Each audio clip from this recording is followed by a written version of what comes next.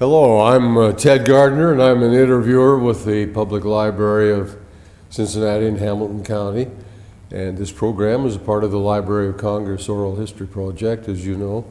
And we're interviewing this morning and having the honor of being with Dr. John Wilson this morning.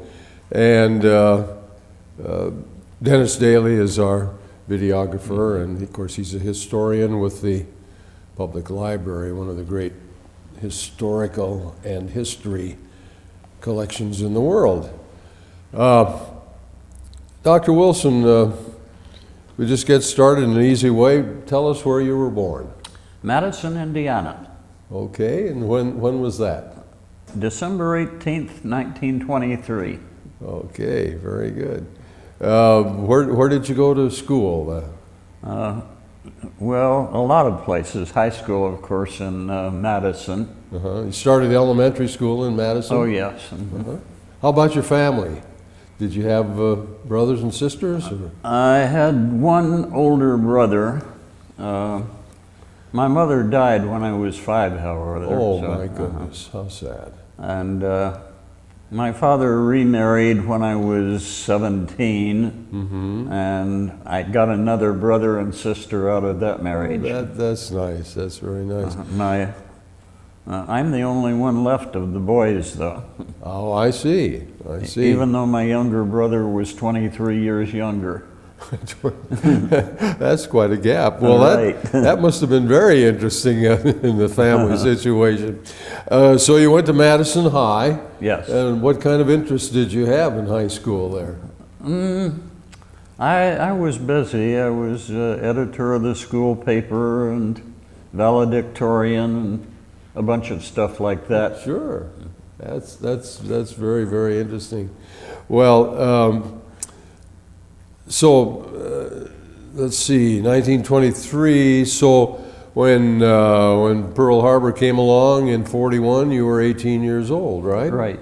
Had you gotten out of high school by that time? No, I was in my senior year. I see, I see. Do you remember Pearl Harbor Day, where you were? Oh, of course, I think everybody does. I think so too. I was in Indianapolis, which it very rarely ever was. Well, that's, as you say, almost everyone does remember that very, very monumental day in one's life. So then, there you were, finishing up high school, and what did you foresee as your future? If I had just been going by what would have been likely, my future would have been clerk in a hardware store. But the war came along and changed everything. It certainly changed a lot of lives, I should say. What prompted you to go into the Marines? To be perfectly honest, it doesn't sound too good, but I like the Marine blue uniform. Oh, that's a very common thing. Yeah. You bet. It was an outstanding uniform. It's also true, though, that I volunteered for the Marines. Good. And I was turned down because of my teeth. For heaven's I sake. did have terrible teeth. My mother was dying of TB when I was born. Oh. And goodness. so I was able to afford to have all of my teeth pulled and get plates. And then the draft board called me. And they said, "Now let's see your teeth." So I took them out and handed it to them. And they said perfect. You pass. Oh, that's interesting. Well, where were you then? When were you inducted into the Marines, or? It was from Madison, but I had been working at Wright Field up until then. Our high school principal had received something that was recommending that he refer his top students to a project spending some time at, well, a short time at Purdue University, and then that resulting in employment at projects in right field. I see. And that was related to service too, since Did that have anything to do with aviation or aircraft? oh yes, it was. They were thinking of using television as well, what radar eventually was used for. Right.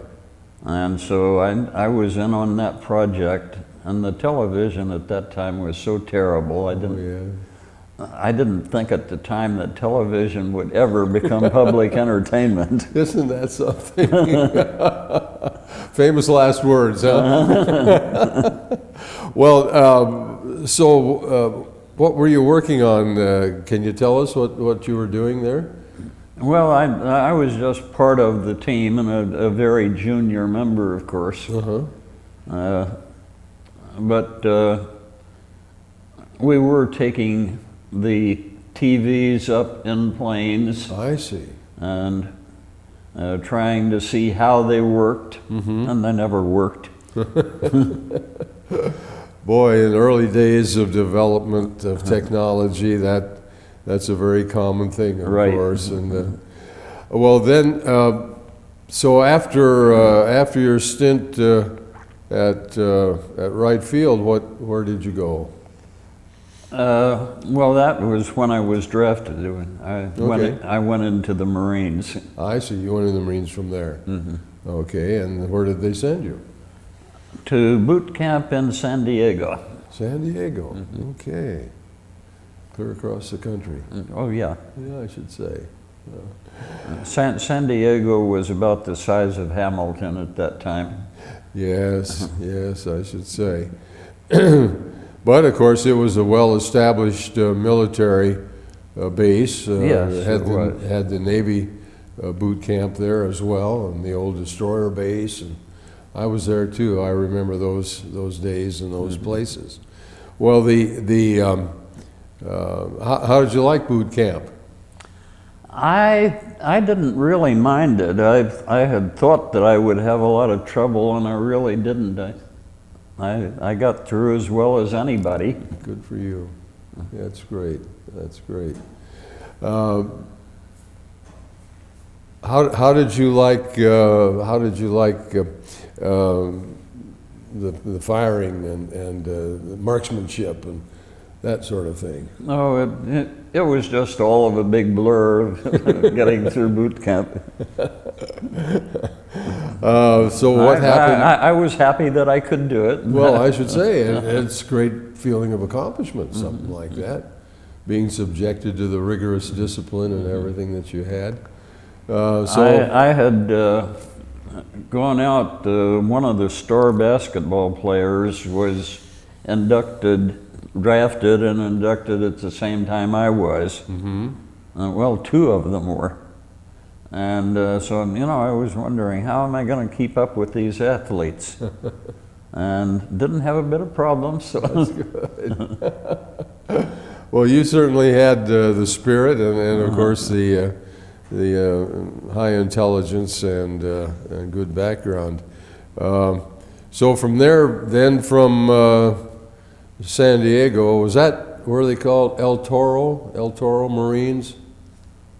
Do you remember? The Marine base was Camp Pendleton, wasn't it? Camp Pendleton was where part of it was. That was where we went to the rifle range. Ah, I see. But I don't really remember what they called where we had boot camp. Okay. Well, then after boot camp, what was your assignment? Well, they selected me for training in radar, and that became rather complicated because my next base was in Chicago at a junior college for 1 month. And Chicago was great. I don't think there was ever a better place for a serviceman during World War II. I know. From there, I went to Grove City College in Grove City, Pennsylvania, for about 3 months. And from there to Ward Island in Corpus Christi, Texas, for a few more months. Now, this was all in relation with this Yeah, radar. this technology, right? Right. And they finally decided that I was well trained and I was ready to teach everybody else. So they sent me to Cherry Point, North Carolina as an instructor. Oh boy, that was good duty, wasn't it? It was, yes. I should say. Although, if you recall World War II, I kept thinking that I should be in the fighting. So I was not really satisfied with it at the time. Didn't know how lucky I was. Yes, that was a pervasive feeling among most men, and of course that time was so different from today. Oh, it certainly was. Our philosophy and our way of thinking about it, and of course we knew that we had tremendous backing from not only our families but pretty much from the nation, because of the way everybody was involved in that war. It was remarkable, wasn't it? Yes, I should say. So there you were in Chicago, kind of having some pretty good duty. But only for a month. Only for a month. Then Cherry Point. Then you were back out in the boonies again at Cherry Point, of course. But Cherry Point was nice. That's great. That's great. Yes, did you have any contact with Marine flyers there at Cherry Point? Yeah. A lot of what I was doing was going up in planes with the students, teaching them how to use the radar and how to repair it and all of that sort of thing. What were some of the planes that that the Marines were flying? They were almost all B-52s. B-52s. Wow, big babies. Yeah. Well, that's so now this is we're talking about what, 1944, 1945? Yes. And how long were you there at Cherry Point? Through most of the war, and then after the war, they were taking their time discharging people. And I don't think anybody knew what they were doing at that point, because for some reason they sent me to Eagle Mountain Lake, Texas, where I had absolutely nothing to do but kill time. Hurry up and wait, huh? And then sent me back to Cherry Point for discharge. Oh, for heaven's sake. Yeah, you get the feeling in those days that, as you say, they just didn't know quite what to do with everyone. Right. If you didn't have enough points, you had to get out. You had to be somewhere. Yeah. Well, that's extremely interesting, because you saw a lot of the country, didn't you? Yes, I did. Boy, that's great. Yeah, coming out of Madison, Indiana, beautiful river town. Well, so at the end of the war, were you at Cherry Point then, back at Cherry Point? Yes, I was At the discharged end of from the war. Cherry Point. Were you there when the atomic bombs were dropped in Japan? I happened to be home on furlough at that time. Oh, you were. How about that? Which was great. Yeah, I should say. And of course, your travel in those days was mostly by train, wasn't it?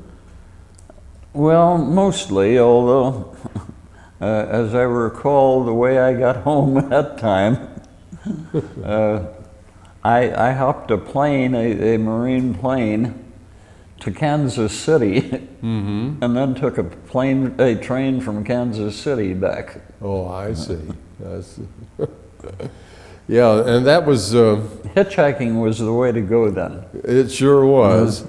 And you never knew what was going to happen, really. Right. You had to be lucky to get a place on a plane in those days. So okay, so now, anything else to say about your Marine experience? Oh, there were all sorts of interesting experiences. Well, tell us about some of those. But one of the things I think was how small the world was. When I was in San Diego, I ran across one of my high school classmates that I didn't know was there. Isn't that amazing? Yeah. And he was in the Navy, not the Marines. When I was in Corpus Christi, I was walking along and saw a sailor who looked slightly familiar. Turned out he was my cousin that I hadn't seen for a while. Oh, for heaven's sake. When I was in Cherry Point, the librarian was a girl who was a class or two ahead of me in high school. And she had joined the Marines, and I didn't know that. When I was in New York City, on Times Square, I ran into another classmate. Man, you had a... Yeah, it seemed to be all over the place. Well, yeah, and with your magnetic personality and everything. And that is amazing. Now, you know, particularly being from a small town in Indiana. Right, yeah. My goodness sakes, that's wonderful. And what great experiences those were to see old friends. Yes, it was. And be able to pal around a little bit and exchange stories and so forth.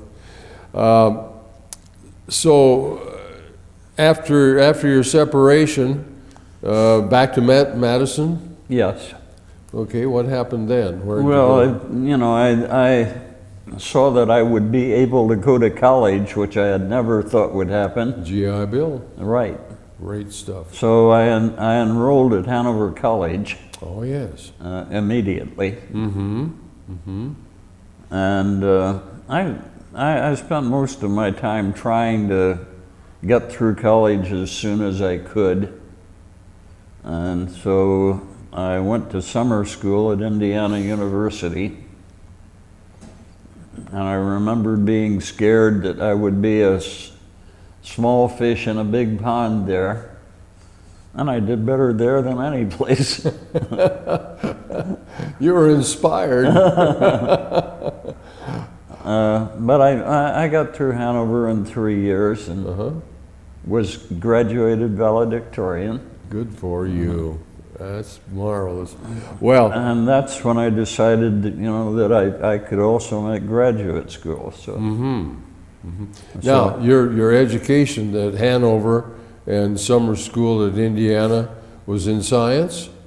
no, while I was in service, I decided that, I was okay in electrical engineering, but I didn't really like it that much. And what I did like and thought I wanted to go ahead with was psychology. So that was the field I chose. Oh, very well. That's quite a switch. Well, and I think it would be good for most people to have a chance to find out what they really wanted to do between high school and college. Right. Because if I had just been going from high school to college, I would have chosen electrical engineering. It was a big thing with my family. I see. My younger brother was an electrical engineer. My nephew is. A grandniece is. And of course, in those days, you're thinking about your future. Yeah. And realizing that electrical engineering is a darn good field to get into. Very, very important, I should say. I should say. Well, at Hanover, for example, a small college, and right there in Indiana, how many students, do you remember how many students were in the school? I think it was rather interesting that the year before I went to Hanover, there were 99 students, 99? 98 of whom were female. Ah, yes, wartime. And for years, I envied that one male who was, and it turned out that he was a person who had been a good friend of mine, but was 4F and. Ah, see? Boy, he had. Oh yeah, he had it made. He had it made in the shade, I should say. So then. But in '46, when I started, there were well over 500, probably closer to 600. And of course, the male population that boomed at that time. Most fellows were on the GI Bill, of course. Right. And wasn't that a great program, though? Just No, it imagine. certainly was. Talk about strengthening our nation and everything. It just is, it's remarkable to think about that. And I know, compared with European countries, they had no opportunity like that as we did. And Americans didn't up until that time. My family was, well, I'm sure it would be considered the poverty level. But since it was the Depression, I didn't know anything else, so it didn't bother me. No. But, I had never thought of college because at that point, only rich boys went to college. That's right. Right, and of course, and then that, in the long run, was just a great thing for our nation. Oh, yes. For everyone to have the opportunity. And those who took advantage of it prospered greatly from it. Well, now you're still thinking about psychology. What did you like in your studies in the field of psychology? Well,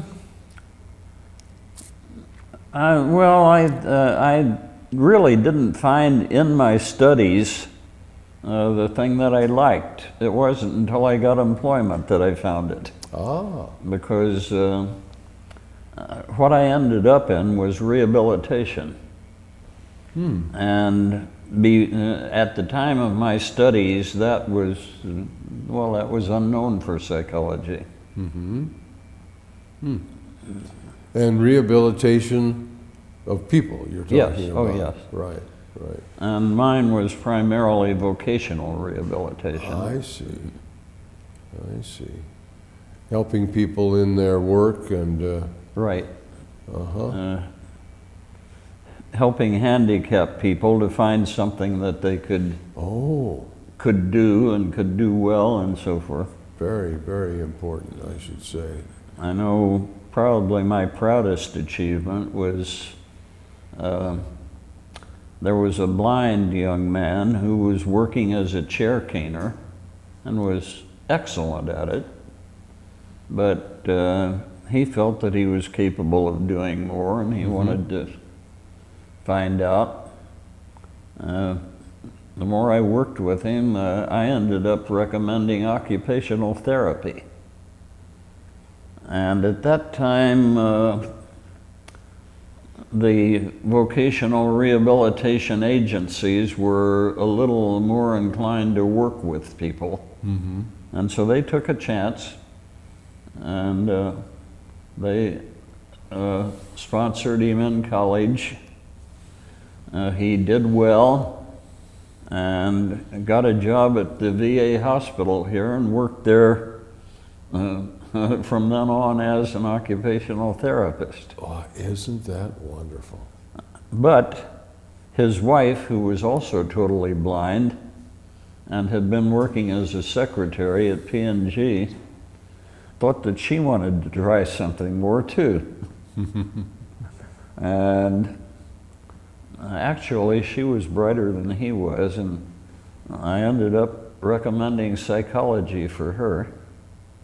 And there again, they went along with it. And she taught at Northern Kentucky University for years after she got her doctorate. Well, how about that? Now, did you have your doctorate by this time? Yes. How long did it take you to get that PhD?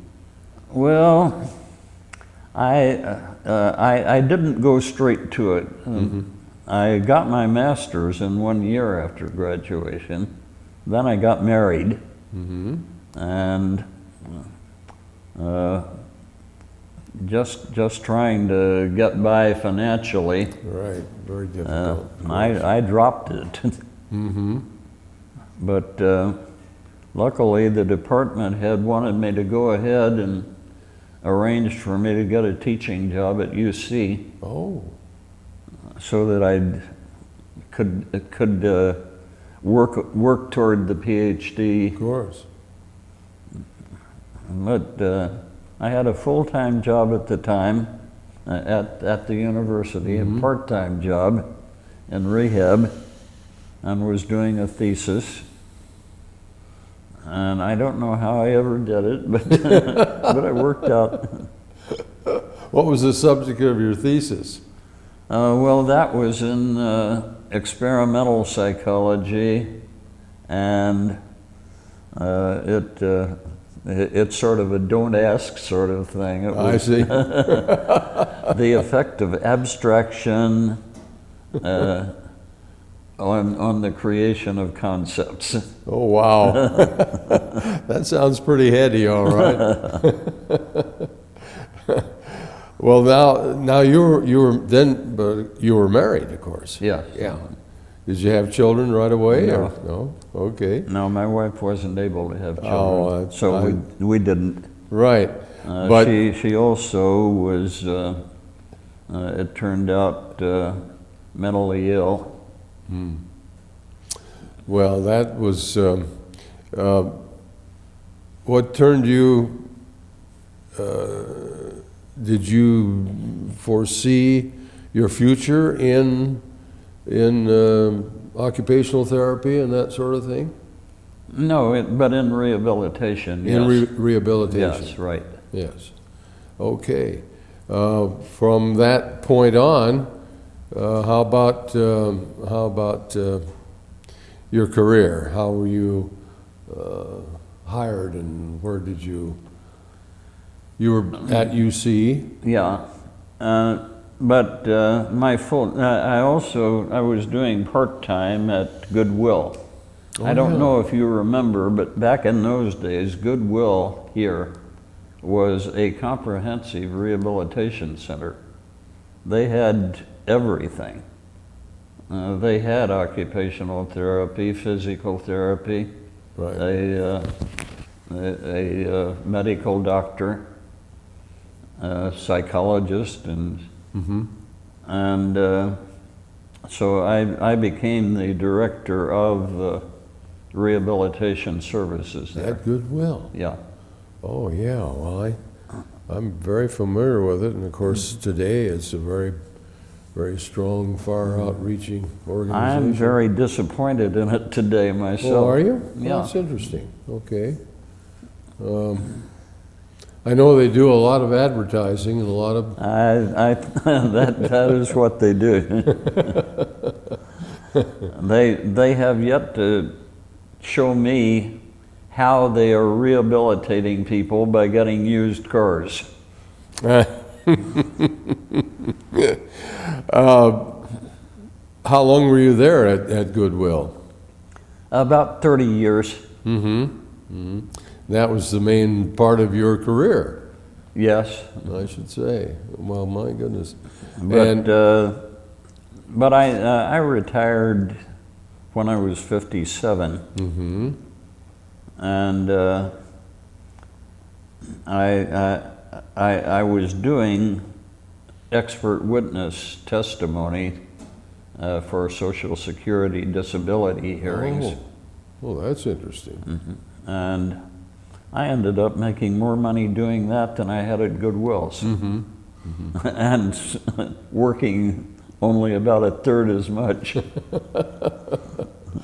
Well, then, in that field, then you had an office somewhere and a base from where you worked? No, home. That was at home. You were doing that out of the house, out of your home. Yeah, the hearings were at the Federal Building. I see. Okay. And also in Portsmouth and so forth. Well, you must have had some interesting cases that you sat in on. There were. Tell us about some of those. Well, most of those I think would be, it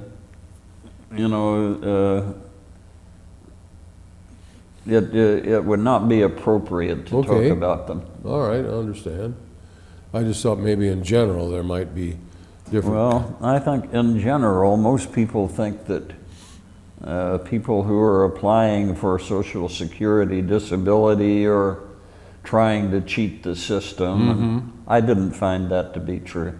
Oh, good. There were some who were not really disabled, but the vast majority really were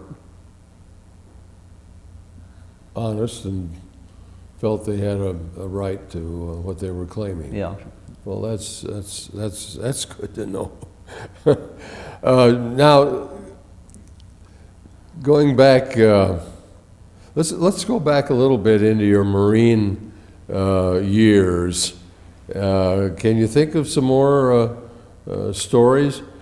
You know, your friends are going to see this DVD, and they're going to be interested in what John Wilson really went through as a Marine. I can think of embarrassing. Well, they're always fun. They're always fun to hear about. We all have those. I remember once when we were in a B-52 and doing the usual work, and I was called from the rear area to the cockpit, and there was just a crawl space there to go through. And I got up there and took care of what needed to be done there, and went back through the crawl space, and the life preserver that I was wearing got caught on something and inflated. Oh my God, that's embarrassing. But you weren't hurt or anything like that? Didn't hinder the operation of the aircraft or anything like that? We've talked to people before who, in combat, had some very trying experiences with inflating life preservers and things of that nature. Going back to Cherry Point, I've never been there, but I understand that it is truly just an amazing place. Well, I thought it was very good. Of course, I'm not even sure that it's still there though, because I haven't ever been back. I see. Did you stay in the reserves or anything like that? No, I didn't. The thing about one of the things though about Cherry Point that I remember is that there was a reef off Morehead City, which is not far from there. Right. And I would go there with friends, over weekends or something like that. Totally deserted, except for one little town of probably 25 or 30 people called Salter Path. And everyone in Salter Path looked alike, and they all spoke with a Cockney accent. They had, they had just been there out of contact from the time they came over from England. Isn't that something? Years ago. From the Revolutionary War period. But it was a delightful place to go. great for swimming and so forth and so on. And I understand now that the place is all developed and is called, I think, Emerald Isle or something like that. I'll be darned. Well, you ought to go and check it out sometime. No, I preferred it the way it was. I know. Yes, it's like the old story, you can't go home again, Right. you know. And things change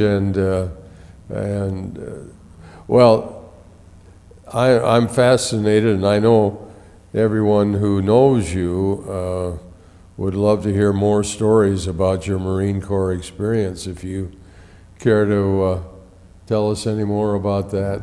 People you met people from all over the country, not just the ones you ran into who were friends or relatives, but wherever you went, you made new friends. Yes, tended to. Yeah. But I'm afraid that I didn't keep up the contacts, and I wish I had. Yes, yes. But, you know, when I got out, I was so busy trying to plan the future that, Oh, yes. that I lost the paths. Right. I know what you mean. Yeah, it's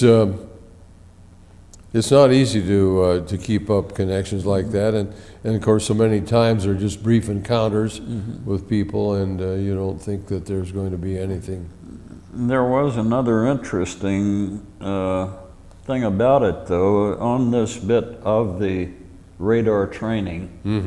At San Diego, they had a selection test, and I came out first in that, and another young man came out a close second, and we were in competition, say. He went to Chicago too, and before long we became friends. And he was with me every place I went, all through service. Oh, that's good. So we became very good friends. I should say. Yeah, and that's very strengthening to have a pal like that. Nobody else was there all the time. Was he from this part of the country too? Decatur, Illinois. Decatur, Illinois, not too far away. Yeah. Well, that great. What? Of course, when you came out of Boots, you were a private, Oh yes. right? And how about your advancement? It came relatively quickly. I think I made the staff sergeant in about a year and a half. Good for you. But in that job you almost had to, because the students were often officers even. And an officer would complain about having a teacher who was a private. Well, yeah, but you had the experience, see, and that was the important thing, of course. And you had the training. Did you come in contact with any famous Marine people? Oh, the closest that I came was being in the same room with Tyrone Power twice, in San Diego and in Cherry Point. Oh, really? Yeah. But we didn't converse or any such things. Did you ever see Tyrone Power? Did you see him in person? Well, yeah. He was the flyer there. Yeah. Yes, he was. Yeah. Well, that's a touch with fame and fortune right there, isn't it? And one of the students was a woman Marine, and she kept telling people that she was dating Tyrone Power, making a big deal of it, and it was fairly well known that Tyrone Power at the time was, despite what the book said about him being homosexual, He was quite a womanizer, evidently. And he tended to give a book of poetry to his date after they had been to bed together. Oh my gosh. And I don't know whether she knew this or didn't know it, but one morning she came into the class and, look what Tyrone gave me. So you knew what had happened. It was pretty common knowledge, huh? Well, he was from Cincinnati. Oh, yeah. Yeah, yeah, that was interesting too. He got a lot of his dramatic training right here in the Right. city before he got to Hollywood. Well, now the flying of this B-52, that's a big 4-engine bomber. Yeah. So you had some real high-tech equipment on that plane, yeah. didn't you? Yes, right. And you were involved in this radar situation, which helped, of course, determine where they were going and where the enemy might be. Now, did you go on any missions at all? Any dry runs or anything like that? Oh, dry runs, yes, Yeah. but not missions by any means. Not bombing missions, of course. Probably one of the most interesting from a radar point of view was watching the radar flying over New York City. Oh, really? Tell us about that. Well, it was really complicated and really exciting to watch the city on radar. How about that? Watching people and the traffic, No, you didn't see people or traffic, but buildings and buildings. Now, when you flew over New York City and places like that, at what altitude? Not too high. Not too high? No. Because you had to be able to observe Yes. by eye contact. Well, that's something. Yeah, that B-52 is a great plane. Have you been up to the Air Force Museum at Wright-Patterson? I haven't. No. Oh, you should go. You would enjoy that so much. That is a great place to go. I go up there a couple of times a year. I'm an old Navy guy, but I love that museum, and they have great activities up there. They have wonderful programs where they bring in speakers, World War II, Vietnam veterans, people who have done things in aviation progress and so forth. But you would love that, Dr. Wilson. I recommend you get up there, see that place. Maybe we can get together sometime. I'll drive up and we'll have a good time. I think you would just be amazed. They've got a 52 undercover up there, inside, which is just amazing. They got all those wonderful planes. I know that you would enjoy that. Now, when you were in San Diego, for example, you did get some liberty when you were at Boots. Very little. Very little. During boot camp, none. So it was all after boot camp. Okay, all right. But I did get to the beach at La Jolla. Oh, good. Beautiful place. And Point Loma. And one of the things I remember there was that there was a vendor who was carrying paper cups of shrimp for a quarter. How about that? A whole cup of shrimp for a quarter. Right.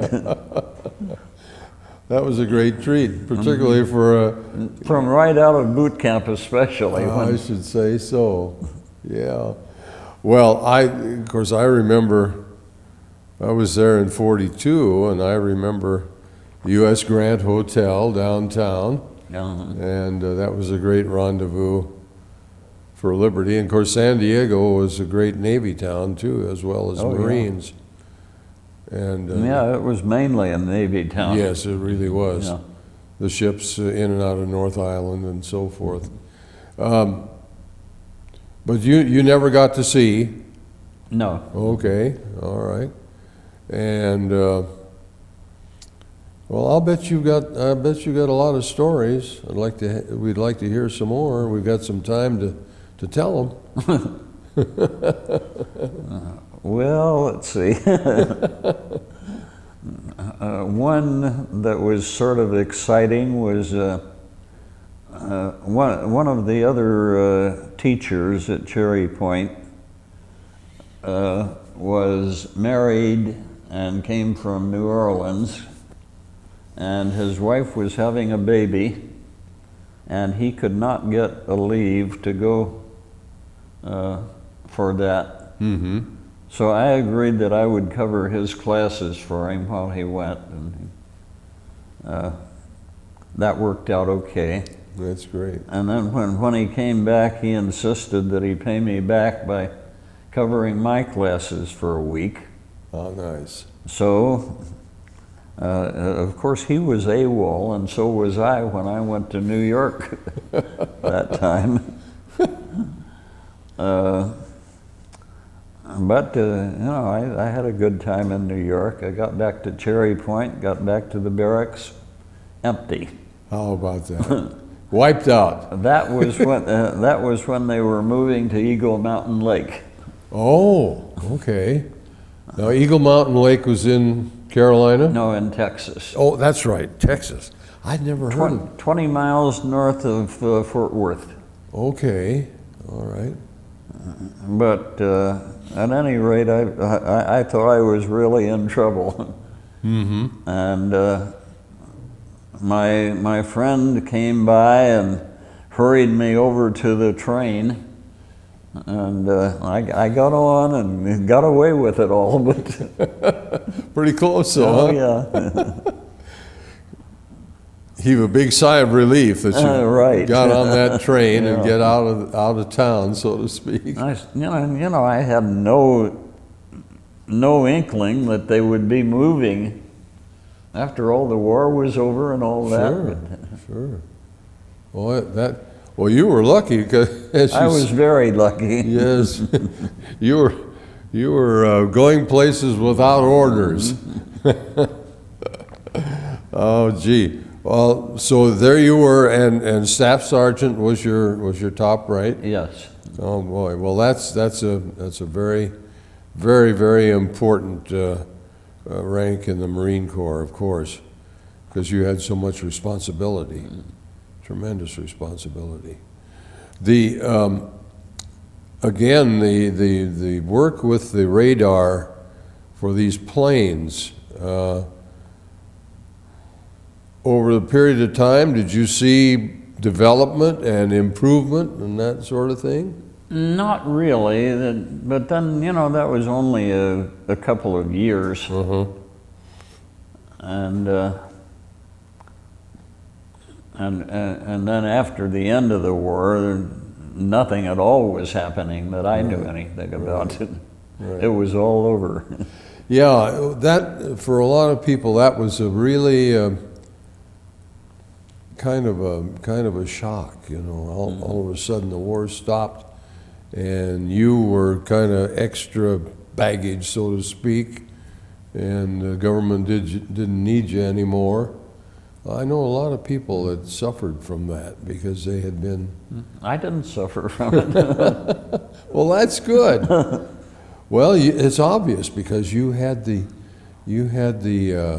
educational background and you had the determination to No, advance and succeed. I enjoyed the freedom of not having anything to do. Oh, okay.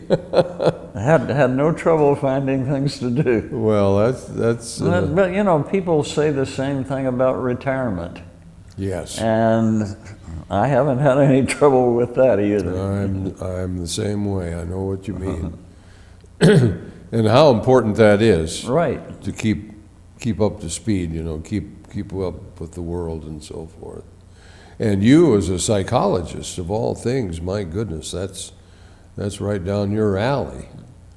And I'm sure that you've given a lot of advice and help to people over the years. Even in your retirement. Probably, yeah. In your retirement, yeah. How long have you been in complete retirement? Oh, for about 17 years now. 17 years, yeah. Well, obviously, as you say, you're finding it life good and you're keeping busy. Do you read a lot? Oh, yeah. Yeah, yeah. Keep up with the news and current events and so forth? Yes, although I'm getting sick of it. Yeah, we all are. Yeah, I know. Isn't it amazing today about, and you've seen these changes over the years in communication, for example. During the war, remember how so many things were suppressed and you found out about things later on. Right. But today, my goodness, we know right now what's going on in every part of the world. Or at least we know what they want us to know. Well, that's true. And you as a psychologist just have a good viewpoint on that. Yeah, how do you feel about the control by news media today? Well, it's always been, I suppose, but I don't think they really have the right to do what they're doing. I agree. And one of the things I notice, and I'm sure I know you do too, is how so-called reporters have become more than reporters. Right. They become political hacks or something, Yeah. you know, expressing their opinions, which is not what they're supposed to do. You know. Do you watch a lot of television? Not really. I can't find that much that I want to watch. I understand. Well, now, how long have you lived over in East Walnut Hills? Not quite 10 years.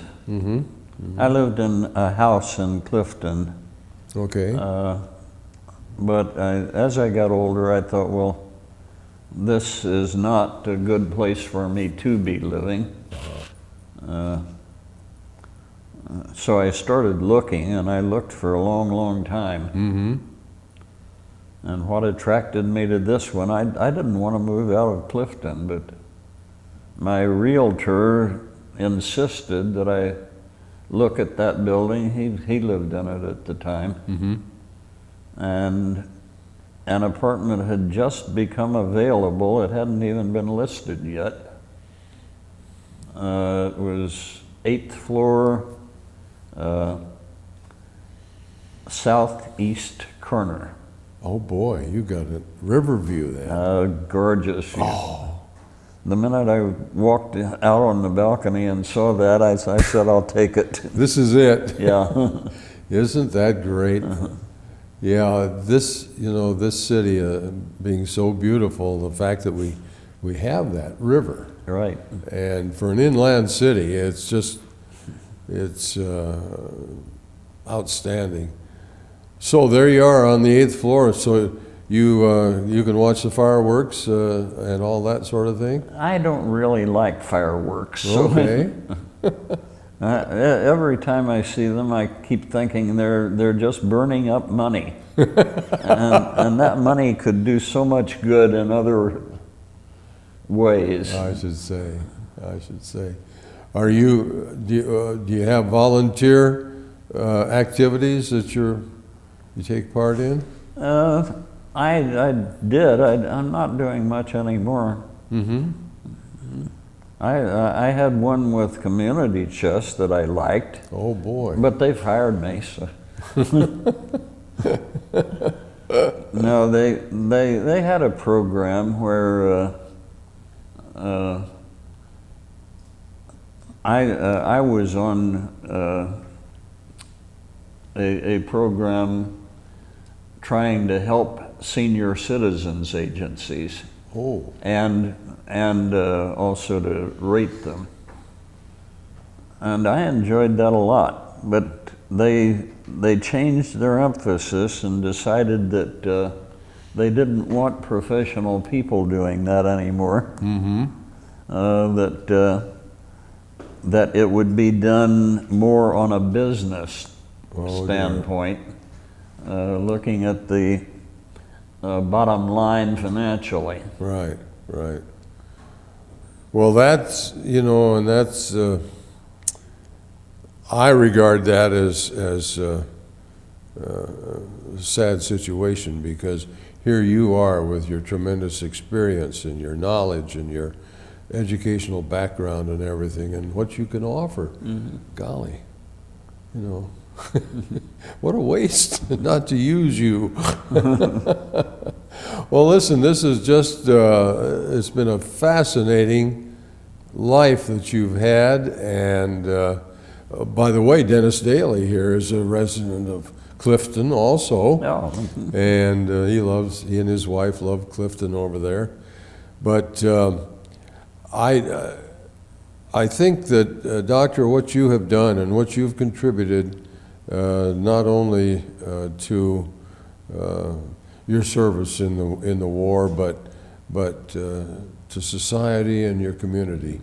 And God bless you. We thank you for that, and we wish you good health. And anything else thank you you. have to say in parting? We've got a couple of minutes. No, I don't see any point in filling the time just because it's there. Well, we're very appreciative that you have taken the time to do this. You're on record now. You'll get a DVD of this interview, and they send a copy to the archives in Washington, and the copy will be kept here on file in the Public Library of Cincinnati and Hamilton County. So I know that everyone who sees this will enjoy seeing you, knowing you, and having the opportunity to learn about your interesting life. And we thank you very much for that, sir. Good luck. Well, thank you. Okay.